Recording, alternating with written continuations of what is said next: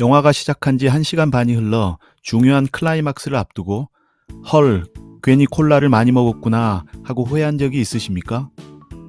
다행히 영화가 끝날 때까지 참을 수는 있었습니다. 그럼 소변을 이렇게 오래 참는 것은 나쁜 것일까요? 콩팥이라고도 불리는 신장은 심장으로부터 펌핑된 혈액을 걸러 소변을 만듭니다. 만들어진 소변은 요관을 통해 방광으로 보냄으로써 우리 몸의 노폐물을 제거하고 체내 수분과 전해질을 조절합니다. 그렇다면 하루에 소변은 몇 번을 봐야 할까요? 적어도 4번에서 6번 정도 소변을 보아야 합니다. 하지만 바쁜 현대인에게 제때 소변을 보기란 때로 어려워서 소변을 참아야 하는 경우가 생기기 마련입니다. 그렇다면 우리는 어느 정도까지 소변을 참을 수 있을까요? 정상적으로 인간의 방광은 한두 컵 정도의 소변은 아무런 느낌 없이 저장할 수 있습니다. 그리고 서너 컵 이상의 소변이 차면 요일을 느끼고 화장실을 가게 됩니다. 소변 참는 습관이 반복되면 방광 조직이 늘어나게 되고 방광 용적이 정상보다 2배 가까이 커지는 경우도 있습니다. 또한 1리터 이상의 소변이 차 있는 경우 외부에서 어떠한 충격이 방광에 가해지면 무슨 일이 일어날까요? 방광은 터질 수 있습니다. 방광이 파열되면 배가 부르고 통증이 일어나 여러분은 병원에서 수술을 받아야 합니다.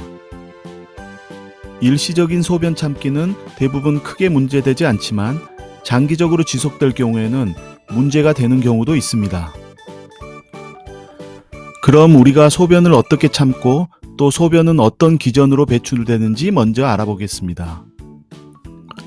신장으로부터 내려온 소변은 방광에 차곡차곡 쌓입니다. 방광에 가득 찼을 때를 방광충만이라고 합니다. 방광에 소변이 가득 차도 소변이 새지 않는 것은 요도에 관략근이 있기 때문입니다.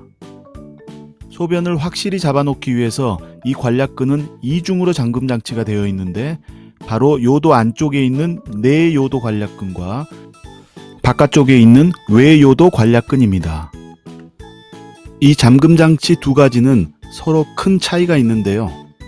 내요도 관략근은 자동식이고 외요도 관략근은 수동식이라는 점입니다. 소변이 차서 마려우면 내요도 관략근은 자동으로 열리지만 외요도 관략근은 내가 열어줘야만 열립니다.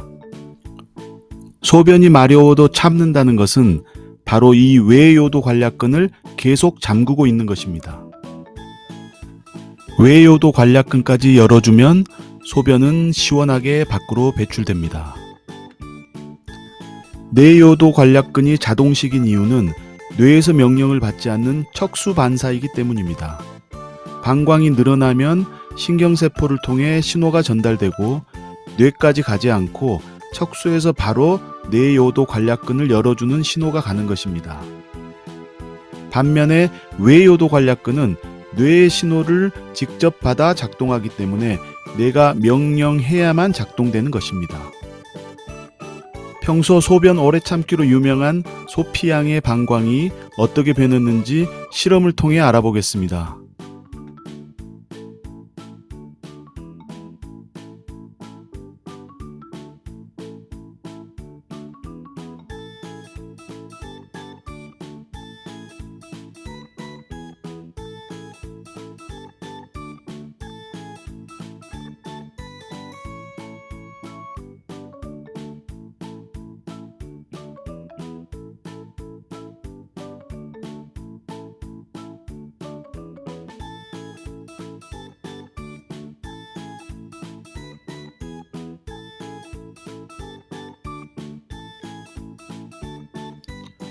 여러분, 두 방광이 비교되시나요?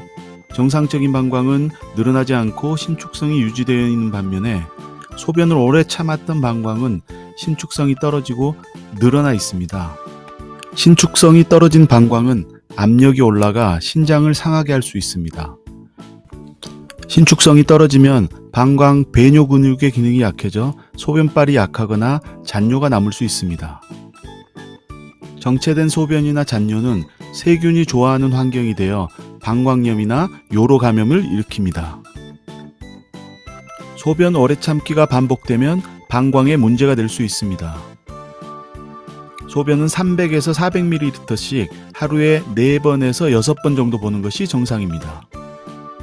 물론 수분을 많이 섭취하였거나 땀을 많이 흘렸을 경우에는 일시적으로 정상 범위를 벗어날 수 있습니다.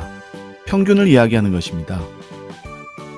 반대로 소변을 하루 8번 이상 너무 자주 보거나 야간에 잠에서 깨서 보는 것도 문제가 됩니다.